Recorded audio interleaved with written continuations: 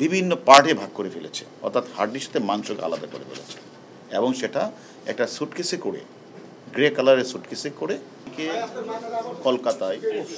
বাংলাদেশের জাতীয় সংসদের বারবার নির্বাচিত সংসদ সদস্য আনায়ার সাহেবকে অত্যন্ত নৃশংসভাবে হত্যা করা হয়েছে এবং তার লাশ নিশ্চিহ্ন করে গুম করে পৈশাচিকভাবে টুকরো টুকরো করে বিভিন্ন জায়গায় ফেলে দেওয়া হয়েছে। হত্যাকাণ্ড এবং লাশ গুমের কাজ সংঘটিত হয়েছে পশ্চিমবঙ্গের কলকাতায়। এটা আপনারা জানেন।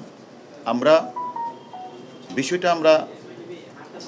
আমাদের কাছে যে কয়জন আছে তাদের সাথে কথা প্রসঙ্গে যেটা আমরা জানতে পারি, এটা হচ্ছে তাকে হত্যা করার জন্য মূলত তাদের প্ল্যানটা ছিল প্রায় 2-3 মাস যাবত। তারা এই প্ল্যানটা করে আসছিল তাকে মেরে ফেলবে এবং তারা মানে যে এখানে যে মাস্টার মাইন্ড, তার বাসাটা হচ্ছে গুলশানের একটি বাসা, আরেকটি বাসা হচ্ছে বসুন্ধরা। এই দুইটি বাসাতেই মানে অনেক দিন যাবতেই প্রায় 2 মাসের মতো তারা প্ল্যান করেছে তাকে সরিয়ে দেবে। কিন্তু আপনারা জানেন তারা এই মানে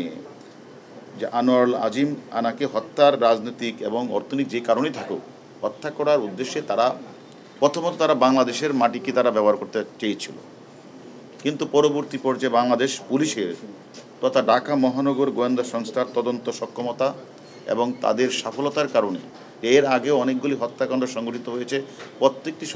মানে হত্যাকাণ্ডের ক্লুজ আমাদের মানে ডিবি পুলিশ, ঢাকা মহানগর গোয়েন্দা পুলিশ আমরা বের করেছি। তারা সাহস না পেয়ে তারা তখন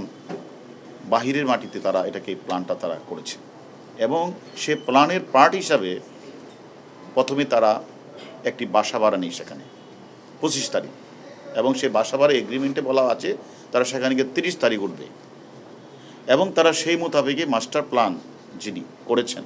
তাকে হত্যা করা, তিনি এবং যিনি অপরাধটা হত্যাকাণ্ড সংঘটিত করবেন, যিনি করবেন উনি এবং আরেকজন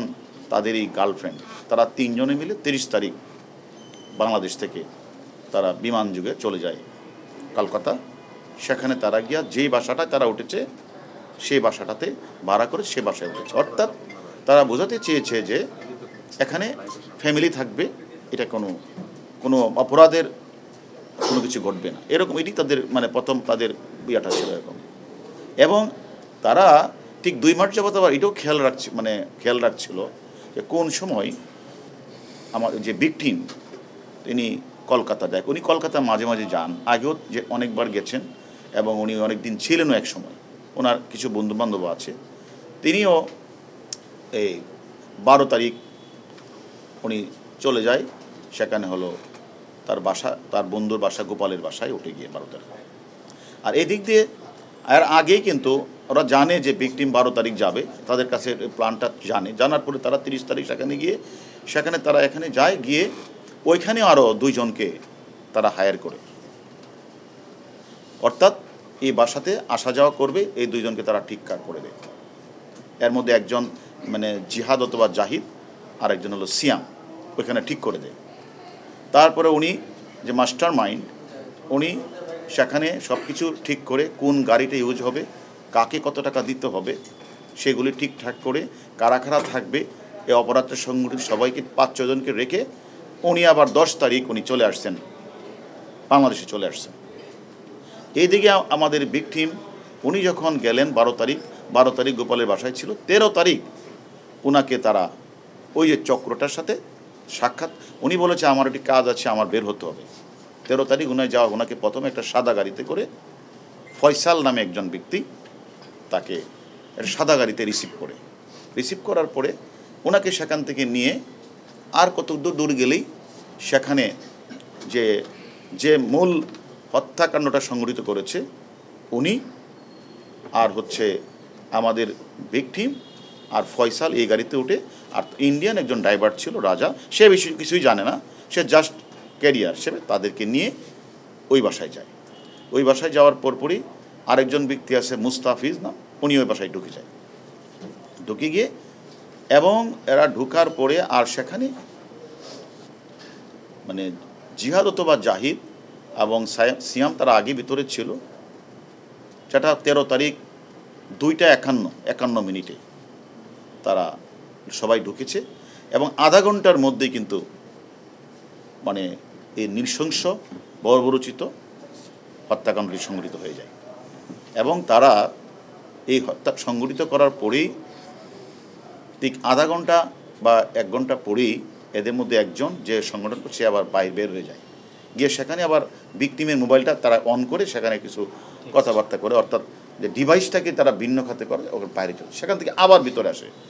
এসে তারা যে এটা আপনাদের বললে মানে এটা আসলে বলাও এটা আমাদের সকলের জন্য অত্যন্ত একটা কঠিন বিষয় যে তাকে তারা মানে মানে তাদের প্ল্যানটা ছিল এরকম যে তারা একদিকে তারা বিদেশের মাটিতে হত্যাকাণ্ড সংঘটিত করবে এবং লাশটাকে এমনভাবে গুম করা হবে যাতে কেউ কোনোদিন খুঁজে না পায়, যার কারণে তারা মানে বিভিন্ন পার্টে ভাগ করে ফেলেছে, অর্থাৎ হাড্ডির সাথে মাংসকে আলাদা করে ফেলেছে এবং সেটা একটা সুটকেসে করে গ্রে কালারের সুটকেসে করে যে যে মূল যে আমাদের কাছে যিনি আছেন উনি আর হলো জাহিদ বা জিহাদ, এরা দুইটা ব্রিফকেস করে ওই যে পাবলিক টয়লেটের কাছে একটা গাড়ি ওয়েট করছিল, ওইখানে গিয়ে সিয়াম, তার নাম সিয়াম, ওইখানে গিয়ে আমানুল্লাহ চলে আসে। আর তারাকে আমানুল্লাহরও একটা নাম আছে, এরা এখনও কেউ অনেকে জানেন না, আরেকটা নাম আছে তার, সেখানে গিয়ে তারা ওই দুইজন সিয়াম জাহিদ ভারতীয় একজন ড্রাইভার, সে ড্রাইভারটা হয়তো জানেও না কি নিয়ে তারা চলে যায়, এদিকে এই পার্ট তারা চলে যায়। আবার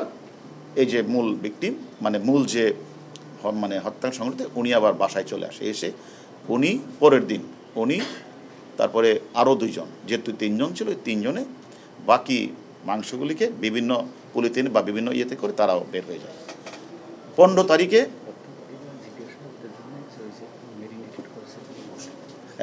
এবং আরেকটি বিষয় আপনারা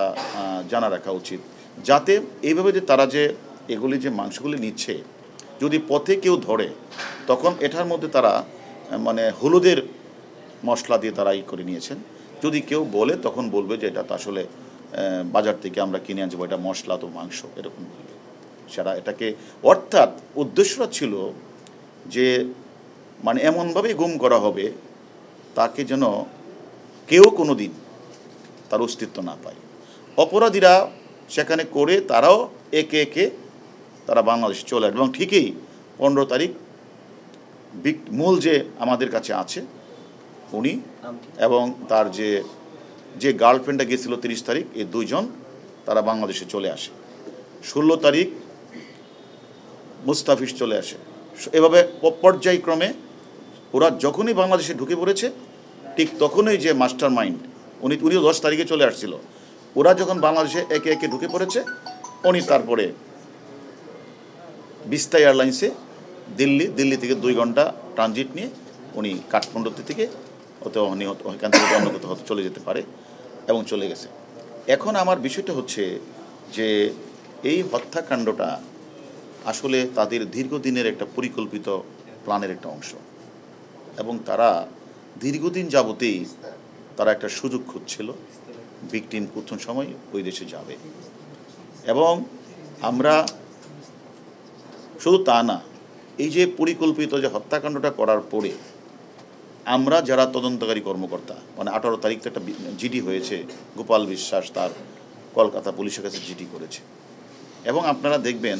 সেইগুলিতে তারা তাদের মোবাইলগুলিতে বিভিন্ন ধরনের মেসেজ দিয়েছে, অর্থাৎ ভিকটিমের মোবাইল থেকেই কোনো সময় দেখা গেছে গোপাল বিশ্বাসের কাছে একটা রিং দিয়েছে, কোনো সময় বাংলাদেশের একজনের কাছে রিং দিয়েছে, কোনো সময় বিহার থেকে রিং দিয়েছে এবং কলকাতা যে নাম্বার থেকেও রিং দিয়েছে এবং অর্থাৎ তারা বোঝাতে চেয়েছে যে ভিকটিম কিন্তু এখনও ঠিক আছে এবং সে সর্বশেষ একটা মেসেজ পাঠিয়েছে মানে 18 তারিখের পরে। মেসেজটা ছিল এরকম যে আমি দিল্লি যাচ্ছি, আমি দিল্লির স্বরাষ্ট্রমন্ত্রী অমিত শাহের সাথে আমার সাক্ষাৎ হবে এবং মাননীয় আমাদের দেশের প্রধানমন্ত্রী যাবে সেখানে তার মন্ত্রী পাওয়ার বিষয় নিয়ে কথা হবে। সেই মেসেজগুলি যখন আমরা পেলাম আমার তখনই সন্দেহ হচ্ছিল যে এরা আসলে মানে অপরাধীরা অপরাধ করে ডিভাইসের মাধ্যমে তারা অপরাধ তদন্তকারী সংস্থাগুলিকে ভিন্ন খাতে নিয়ে যাওয়া এবং তারা যখন তাদের নাম গন্ধ যেন না থাকে, নিশানা না থাকে, সেই কারণে কোনো সময় তারা এই মোবাইলটাকে তারা পাঠিয়ে দিয়েছে বেনাপোলের দিকে, কোনো সময় তারা মোবাইলটাকে পাঠিয়ে দিয়েছে মুজাফফরাবাদ, কোনো সময় তারা আবার মেসেজ দিয়েছে, আবার কোনো সময় ইয়ে থেকে ওই মানে পশ্চিমবঙ্গের মানে লাস্ট বর্ডার যেখানে আমাদের মানে বেনাপোলের কাছে তারা সেখানে যে মেসেজটা দিয়েছে আমাদের বাংলাদেশে তার যে এপিএস তার পিএস এবং আরও অনেকের কাছে তারা মানে টেলিফোনটা করেছে। টোটাল উদ্দেশ্য ছিল একদিকে লাশটি গুম করা, অস্তিত্ব যেন কখনো না পাওয়া যায়, আরেকটা উদ্দেশ্য ছিল তদন্তকারীরা যেন কোনো ডিভাইস খুঁজে না পায়, ডিভাইসটা এমনভাবে করবে যেন তাকে অপরাধে ধরতে না পারে। আর অন্যদিকে আমাদের দেশের যে সকল অপরাধীরা বিদেশের মাটিকে অপরাধ আশ্রয়স্থল হিসেবে ব্যবহার করেছে, তারাও যেন ইন্ডিয়ান পুলিশের জন্য তাদের নজর যেন বাংলাদেশে না আসে। তো সব কিছু মিলেই তারা এই কাজটা করেছে এবং আমি মনে করি আমরা মানে তারা যতটুকু করেছে আমরা আমাদের যে সকল আসামিরা আমাদের কাছে আসে তাদের কাছে আমরা আদি অন্ত সব জেনেছি এবং তারা আমাদের কাছে স্বীকার করেছে। আমরা সেই বিষয়গুলি আমরা কলকাতার ইন্টেলিজেন্স ব্রাঞ্চ, এসটিএফ এবং কলকাতা পুলিশ সকলের সাথেই আমাদের এখনও প্রতিনিয়ত আমাদের যোগাযোগ হচ্ছে। তারাও আমাদের কাছে বিভিন্ন তথ্য নিচ্ছে, আমরা তাদেরকে বিভিন্ন তথ্য দিচ্ছি এবং আমার মানে ওরাও অলরেডি গাড়ি এবং কিছু কিছু জিনিস তারা উদ্ধার করেছে। এবং আমি মনে করি আজকে ইন্ডিয়ান পুলিশের একটা টিম আমাদের এখানে আসবে, তারা আমাদের এই যে সকল আসামি তাদের সাথে কথা বলবে এবং প্রয়োজন বোধে আমাদের ঊর্ধ্বতন কর্তৃপক্ষের সাথে কথা বলি আমরা দরকার হলে ওইখানের ঘটনাস্থল আমরা পরিদর্শনে যাব, আমাদের ঊর্ধ্বতন কর্তৃপক্ষ অনুমতি দিলে আমরা সে কাজটিও করব। আমরা মনে করি যে বাংলাদেশের মাটিতে তারা কিন্তু অপরাধ করার সাহসটা পায় নাই। তাদের যে পরিকল্পিত প্ল্যান, তারা যে গুলশানের যে বাসাটা তাদের এই প্ল্যানটা হয়েছিল, এটা হলো flat number 2B1 house number 17 road number 65 Gulshan 2। এই বাসা, আরেকটা বাসা ছিল হলো বসুন্ধরা, সেটা হলো 1929 রোড নম্বর 32 ব্লকে বসুন্ধরা আবাসিক এলাকা। এই দুইটা বাসায় তাদের অন্তত 1 মাসে 2 মাসে অনেকগুলি প্ল্যান হয়েছে এবং তারা বারবারই তারা বাংলাদেশে করবে না, প্ল্যানটা করবে হলো এখানে, এবং তারা বাংলাদেশে তারা করে নাই। তারা মনে করেছে বাংলাদেশে যদি হয় তাহলে তারা ধরা পড়ার সম্ভাবনা আছে। সেই কারণেই তারা এই প্ল্যানটা তারা ইন্ডিয়াতে করেছে, কলকাতায় করেছে এবং তারা ভিকটিমের খোঁজখবর নিয়েই তারা মাস্টার মাইন্ড সহ তারা কলকাতায় গিয়েছে।